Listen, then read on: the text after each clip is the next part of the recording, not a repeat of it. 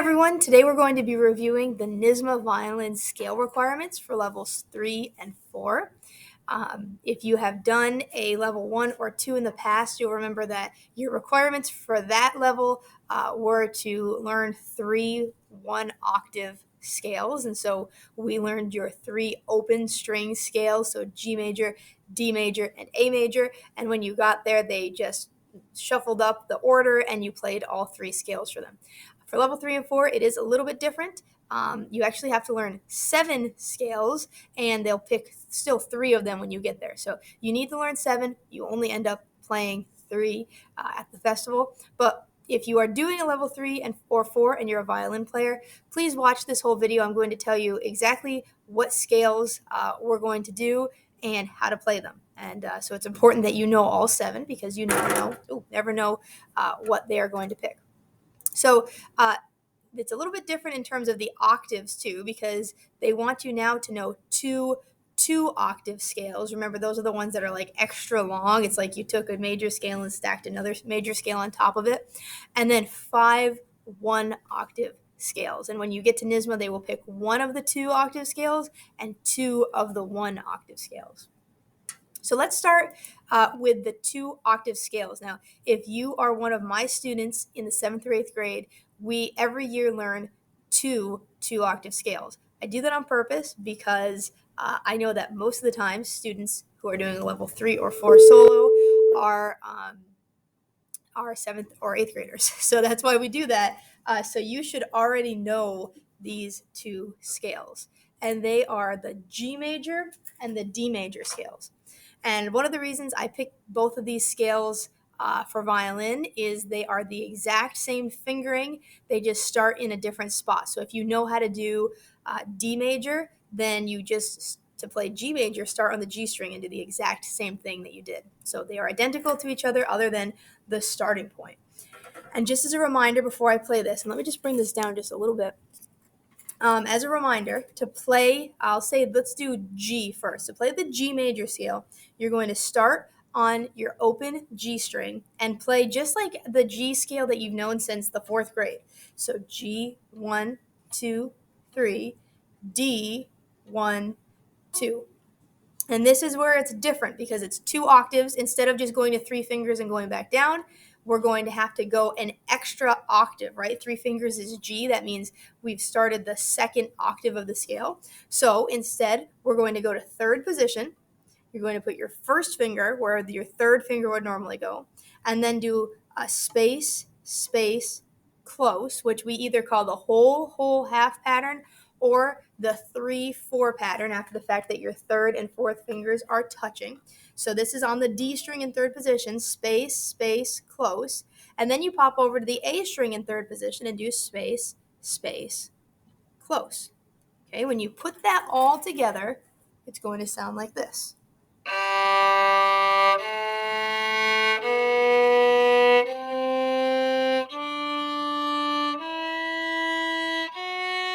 Here's the shift.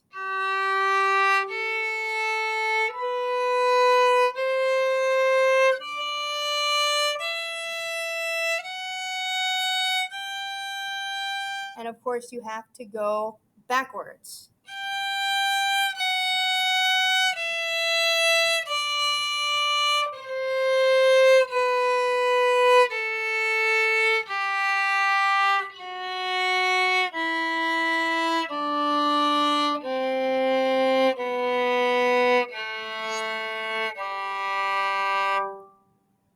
So the 2 octave G major scale starts on open G, and it uses the G and D strings in 1st position. Then you go to 3rd and you play in 3rd position on the D and A strings. All right. Like I said, we have done this in class almost every single day. If you're a 7th or 8th grader in my class, we do it in lessons as well. So this should be a pretty comfortable scale for you to play. And then the D major. So I said if you can play, sorry about those bells, if you can play a G major scale, then you can easily play a D major scale because this time you're going to start on the D string and you'll do open 1, 2, 3, open 1, 2, and here's the shift on the A string. Go to 1 finger, space, space, close, whole half pattern on the A string, and then over to the E string and do the whole half pattern as well. Okay, so the same finger pattern as the G major scale, just shifted over to start on the D string. So let me play the D major scale so you can hear that.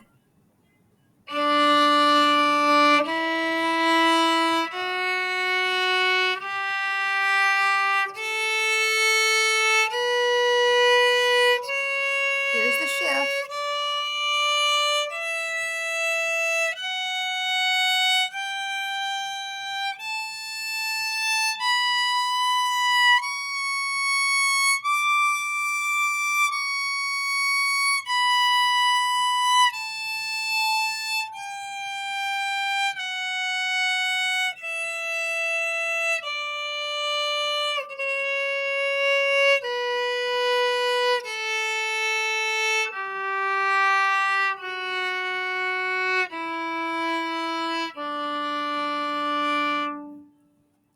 All right, so those are the two octave scales. Remember, they're only going to pick one of those, but it really shouldn't matter. You shouldn't be nervous like, oh, I really hope they pick D or I really hope they pick G, because they're the same. So if you can play one of them, you can play them both.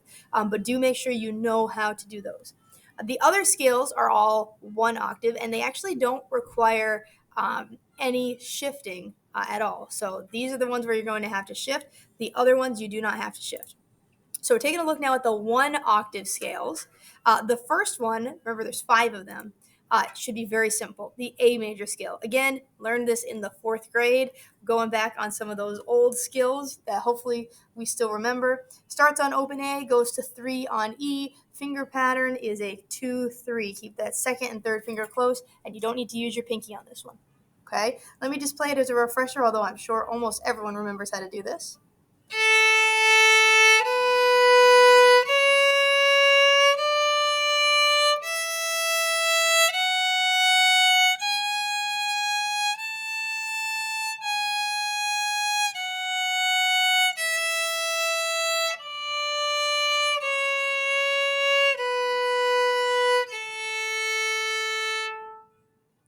Okay, so if they pick A major as one of those one octave scales, that should almost be like a gift. It's something that you had to do as a level 1 or 2 student. So hopefully you might get that and you're ready to play it if they do pick that.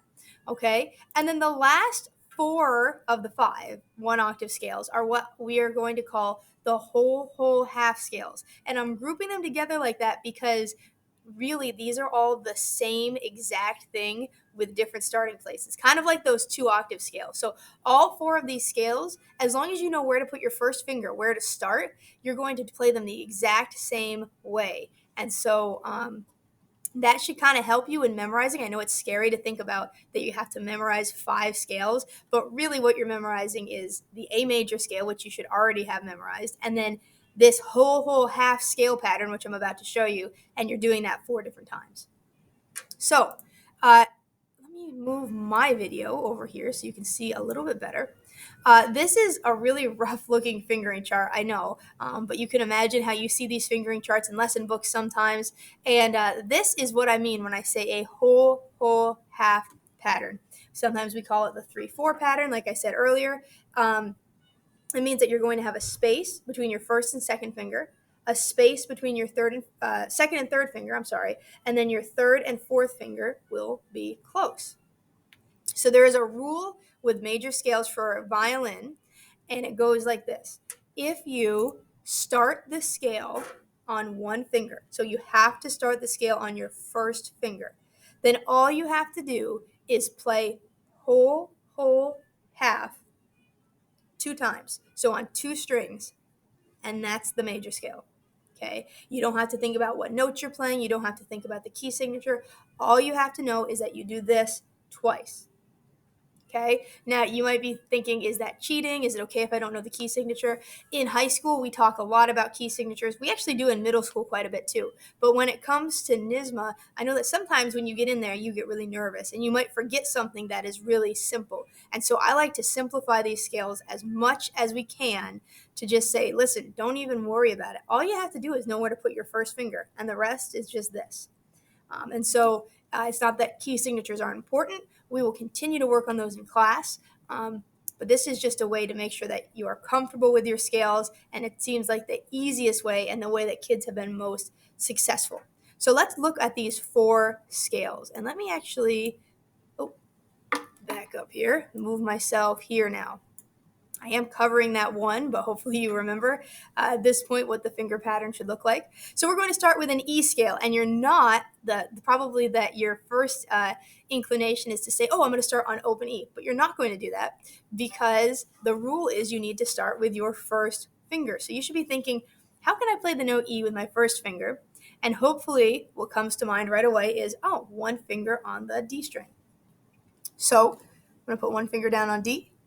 And now I'm thinking whole, half on D.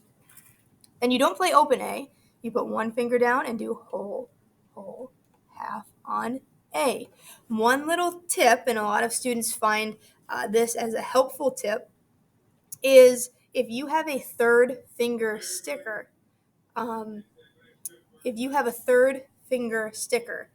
for the E major scale, your third finger will not land on the sticker. It will actually extend past that. And so I just want you to know that so that you're not freaking out and saying, oh, my finger is not on the sticker. That's okay. The key of E actually has a G sharp and a D sharp, and that's why your third finger stretches past. So I'm going to start one finger on the D string, space to 2, space to 3, pinky right next to it, 1 on A, 2, space to 3, close pinky, and then backwards.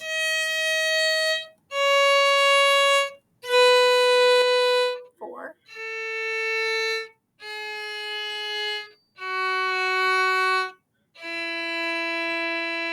So again, all I did there is I found out where my starting point was. I put my first finger down on the note E, and then I did this 2 times.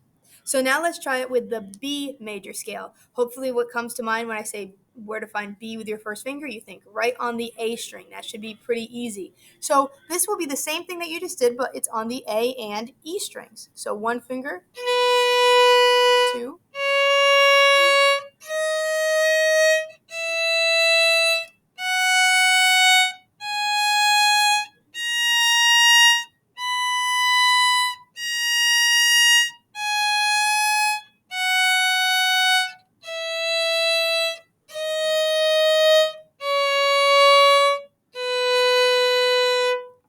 Okay, so both of those scales starting just in first position on one finger, they both have your third finger extend past the third finger sticker. That's normal. That's what it's supposed to do. That's following the key signature.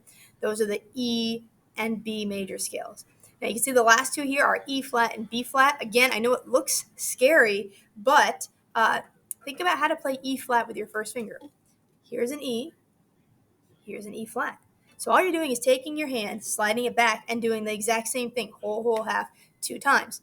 Now my tip for you on these 2 scales is your third finger will land on the third finger sticker. Okay, so that's kind of a good way to keep yourself in the right area. Make sure you're putting your finger in the right spot. It will land on the third finger sticker if you have one. So here's an E flat major scale.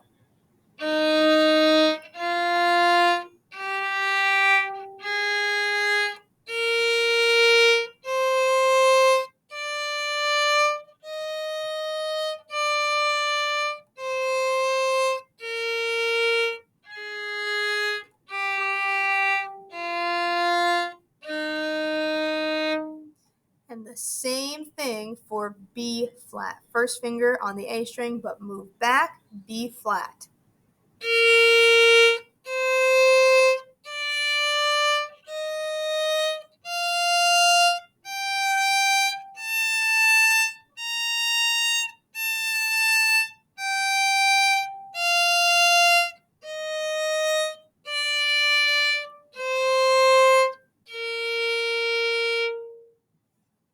Okay, so that's all the scales. So I have my last slide here. Let me move this down. You might want to just take a little screenshot of this or write it down. These are the 7 scales that you're going to need to know when you go to play your solo.